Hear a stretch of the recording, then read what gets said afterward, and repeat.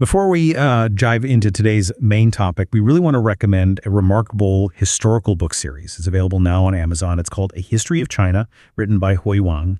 The latest installment actually takes you deep into the Northern Song dynasty period. So whether you're looking for a really in-depth exploration of Chinese history or maybe just a fresh global perspective, these books are great. They're available in both digital and print. Definitely worth checking out. Okay, let's unpack something truly significant that's happened right now in Southeast Asia. Our deep dive today is focusing on the recent political turmoil in Thailand. You might have seen the headlines. On July 1st, the Thai Prime Minister Paetongtarn Shinawatra, well, she was suspended by the Constitutional Court. The immediate trigger, it was the public disclosure of a private phone call she made to Hun Sen, who's Cambodia's Senate president.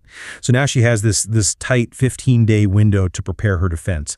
Now, we're not going to speculate on, what the court will decide. Our mission here is really to pull back the curtain. We want to explore the deeper political, economic, and historical currents that have brought Thailand to this specific moment. Yeah, and if you've been following constitutional politics in Asia at all, this whole situation might sound a bit familiar. We saw sort of similar legal mechanisms at play during the impeachment of South Korea's President Yoon Suk-yeol. Actually, modern Thai politics shares some, surprising similarities with Korea, though I have to say Thailand's path has been even more turbulent. Turbulent. That feels like an understatement, doesn't it? Listen to this statistic. Since abolishing the absolute monarchy back in 1932, Thailand has gone through 22 military coups and adopted 18 new constitutions. 18, wow. It's not just a number, right? It shows how Thailand's political clock just keeps getting reset. It prevents that, natural evolution and institutionalization of democratic norms you see in other similar nations. For nearly 70% of the time since 1932, the country's been governed either by military leaders or their proxies. That kind of frequency it's unparalleled among upper middle income nations. And what's really quite striking is that only one elected prime minister in all of Thai history has actually managed to complete a full term. And that was Thaksin Shinawatra, who is Paetongtarn's own father. Right. And even he was ousted by a military coup during his 5th year in office. So this reality, it completely contradicts that sort of peaceful, tourism-friendly image that many in the West have of Thailand. It's a country that really hides this tumultuous political undercurrent beneath a, seemingly serene surface. So how did this whole cycle even begin? Where are the roots?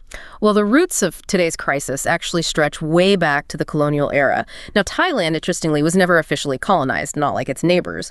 But it did cede large swaths of territory to Britain and France, under immense pressure. Right, under duress. Exactly. And these territories, by the way, later became parts of modern-day Malaysia, Myanmar, Laos, and Cambodia. And one particular flashpoint, one that continues to simmer even today, is the border with Cambodia, especially around that ancient temple site, Preah Vihear. Ah, yes, the Preah Vihear Temple issue. It's a fascinating lens, actually, for looking at how historical agreements can create these modern-day headaches. So back in 1904, France and Thailand, they agreed to use the watershed of the Dongrik Mountains as the boundary line. Pretty standard stuff. But the French survey, for reasons that are still kind of debated, it shifted the line northward. And this placed the temple, this very important temple, squarely in Cambodian territory on the map. Okay. Now, what's really surprising looking back is that Thailand accepted this 1907 map pretty much without much scrutiny. You can almost, imagine the officials back then thinking, we'll deal with that later, maybe assuming they could reclaim the land, perhaps by force if they needed to. A sort of deferred problem. Exactly. And they did actually try in 1940 with Japanese support during the war. But that whole thing was reversed after World War II ended. Then fast forward to 1953, Cambodia gains its independence from France, and Thailand basically just moved in and took physical control of the temple site. Okay, so they just occupied it. Yeah, pretty much. Well, naturally, Cambodia wasn't exactly pleased about that. So in 1959, they appealed to the International Court of Justice, the ICJ. Thailand's argument was, look, the French map was just wrong. It was inaccurate. Makes sense. But the ICJ introduced this really pivotal legal principle. Silence implies consent. Essentially because Thailand hadn't formally protested the map for 4 decades. 40 years. 40 years. And they'd even acknowledged the temple's location on their own maps during that time. The court said, that means you tacitly accepted the situation. Your silence gave consent. Wow. That's a powerful legal concept. It is. And this principle, by the way, it's still incredibly relevant in, contemporary international disputes. Think about Argentina and the UK over the Falklands, for instance. Yeah. It just shows how long-term inaction or silence can actually be interpreted as a form of legal consent. So, okay, a century-old map dispute. What does this actually mean for today? How does it connect? Well, the temple issue really re-escalated quite significantly in the early 21st century. Cambodia started developing the site for tourism, and they sought UNESCO World Heritage status for it. Crucially, they did this without Thai cooperation. Right. That was the key sticking point, the lack of cooperation. Exactly. And this directly triggered multiple small-scale border clashes starting around 2008. And there was another one, a very recent one, just this past May 2025. So all of this history, this complex background, it then culminates directly in the current crisis we're seeing. Which brings us right back to the immediate trigger for Prime Minister Paetongtarn's suspension. Remember, in May 2025, after that latest border clash near Preah Vihear, her decision then to bypass the formal diplomatic channels, the usual procedures, and speak directly with Hun Sen, well, that was perceived by many powerful Thai generals as a direct undermining of national sovereignty. And her specific remarks in that call were, pretty explosive from their perspective. She referred to Hun Sen as uncle. Now, that's a very intimate, familial term in that context. Not exactly standard diplomatic language. Not at all. And she apparently criticized her own military leaders for wanting to, quote, show off about maintaining national interest, seemingly disregarding the potential trouble it could cause her government. Oof. Yeah, you can see how that would land badly. Absolutely. Those comments sparked widespread domestic outrage, particularly within the establishment, and directly fueled her suspension.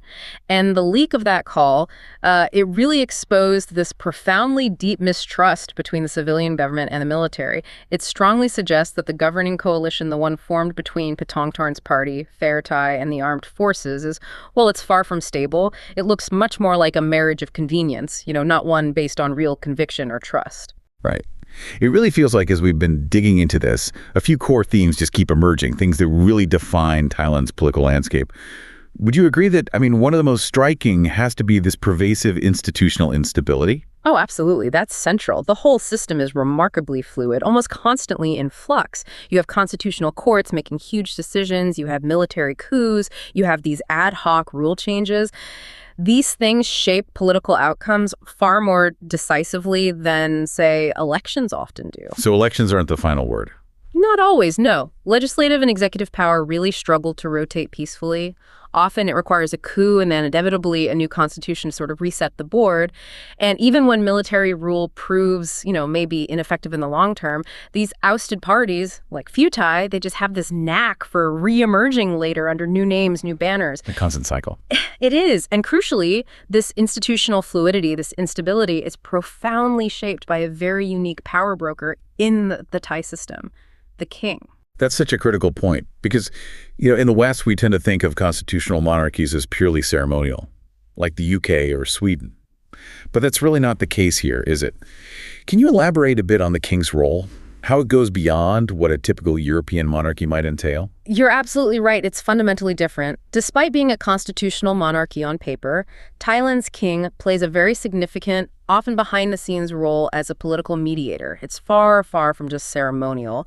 And this power is reinforced by these incredibly strong lèse-majesté laws. Right. Criticizing the monarchy is a serious crime. Very serious crime.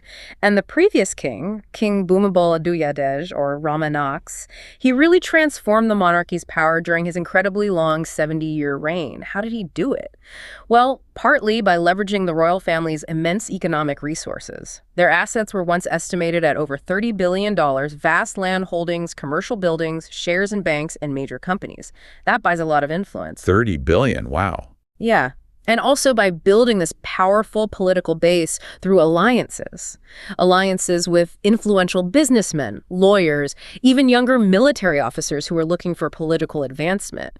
This created a really formidable royalist faction within the parliament and the establishment. So economic power and political networking. Exactly. And crucially, the king also intervened directly in times of major crisis. He mediated between rival military factions back in 1992 to prevent bloodshed. And he played a really key role in stabilizing the political situation after Thaksin's ousting in 2006. So you see, the king often acts as this critical coordinator when the formal political system becomes dysfunctional. He uses his immense personal prestige and frankly, unparalleled influence. That makes so much sense when you look at it through that particular lens. It clarifies a lot. And it's important, I think, for listeners to remember that while the king might coordinate, the military group often seems to act as the ultimate final arbiter in Thai politics, wouldn't you say? That's often the case, yes. But they're constantly seeking legitimacy, trying to adapt to both international and domestic political trends. Indeed. And the relationship between the monarchy and the military, it's not simple. It's complex, sometimes cooperative, sometimes tense. But what they both prioritize fundamentally is avoiding drastic political change, maintaining stability even if it's a managed stability. And this shared interest has led to this history of, you might call them procedural coups, where things get reset, but often exiles eventually return, as we actually saw with Thaksin himself eventually coming back. Okay, so beyond that institutional instability, the second key theme we keep bumping into is economic fragility. Thailand is, a classic export-driven economy. Exports make up something like 60% of its GDP. 60%, yeah. Which is huge compared to, say, China's roughly 20%. Thailand was, remember, one of the Asian little tigers back in the 1990s. But these critical sectors, tourism, which is about 20% of GDP itself, electronics, they were once second globally in mechanical hard drives. Remember that? I do, yeah. A huge industry then. And auto exports. They're all incredibly vulnerable to global economic shifts. And this vulnerability, it isn't just some, abstract economic footnote. It directly impacts political stability. It fuels it. For example, the Shinawatra family's original rise to power, that was largely catalyzed by the fallout from the 1997 Asian financial crisis, which hit Thailand incredibly hard. Right. Crisis creates opportunity. Exactly. And on top of that external vulnerability, Thailand currently grapples with really high household debt. It's over 90% of GDP. That stifles domestic consumption. People just don't have money to spend, which further entrenches that reliance on exports. It creates this kind of economic pressure cooker that makes the country highly susceptible to social and political unrest when things go wrong globally. Which connects back to the instability. It's all linked. It's all interconnected, yeah. And finally, that third powerful force we identified, persistent nationalism. That Preah Vihear Temple dispute we discussed earlier. It's not really about strategic military importance anymore, is it? No, not really. It seems driven purely by these deep-seated nationalist sentiments on both sides. For Cambodia, it represents ancient Khmer heritage, national identity. For many in Thailand, it symbolizes this humiliating chapter of modern history, this feeling that territory was unjustly taken from them. Exactly. It's about national pride and historical grievance. And these nationalist feelings, they often seem to override purely rational diplomatic logic. They become this significant, often unpredictable variable in Southeast Asian politics generally. So the ebb and flow of political parties in Thailand, it really seems driven by these deeper underlying economic and social changes, doesn't it? You see new industries emerge, like services and agriculture boosted after the Vietnam War, or manufacturing and tourism really taking off in the 1990s. And these shifts empower entirely new groups of entrepreneurs, workers, middle classes, leading to these seismic shifts in the political landscape over time. Precisely. And the early 21st century saw incredibly rapid urbanization. Over half the population, more than 50%, now lives in cities. And that has naturally given significant political power to the urban middle class. It's a huge voting bloc now. However, and this is crucial, we can't forget the continued importance of the large rural voter base, especially in the poor Northeast region. They still hold substantial electoral sway. Which brings us squarely back to the Shinawatra dynasty. Thaksin Shinawatra, this media and telecom mogul turned politician, became prime minister in 2001 and just completely reshaped Thai politics. He did. And Thaksin, despite coming from that urban elite business background, he very ingeniously built his political base primarily among rural voters. He introduced these really transformative policies, things like universal health care, which was massive, affordable AIDS treatment, huge investments in rural infrastructure. This was especially potent in the wake of the 1997 Asian financial crisis, which had absolutely devastated the countryside. He basically gave voice and tangible benefits to a demographic that had often felt ignored by Bangkok. So while he was immensely popular with his base, that businessman-politician identity inevitably led to accusations of conflicts of interest, cronyism. And a really pivotal moment was that controversial sale of his family's huge telecommunications and media conglomerate, ShinCorp, to Singapore's state investment fund, Temasek. Ah, yes, the ShinCorp sale. That was the spark. It triggered widespread protests, mainly from the urban middle class and the establishment, and led directly to his ousting in that 2006 military coup. And here's where the story gets really interesting, showing the resilience of that support base. Even after the coup, and even after his party was dissolved by the courts, Thaksin's loyal base, particularly in the north and northeast, helped propel his sister, Yingluck Shinawatra, to become prime minister in 2011. The dynasty continues. Right. But then history repeated itself. She, too, was eventually ousted by another military coup in 2014, facing similar allegations and protests related to government policies, particularly a rice subsidy scheme. And this whole period really solidified that political divide. The red shirts, largely rural, fiercely pro-Shinawatra, versus the yellow shirts, representing the urban middle class, the Bangkok establishment, fiercely anti-Shinawatra. And those yellow shirts eventually evolved into what's now known as the People's Party, or its predecessor, Move Forward.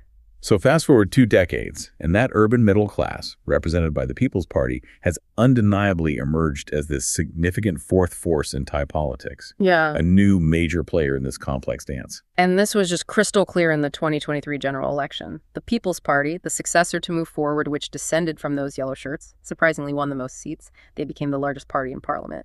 And this signaled a clear, almost existential threat to both the entrenched Shinawatra political machine and the traditional military royalist establishment.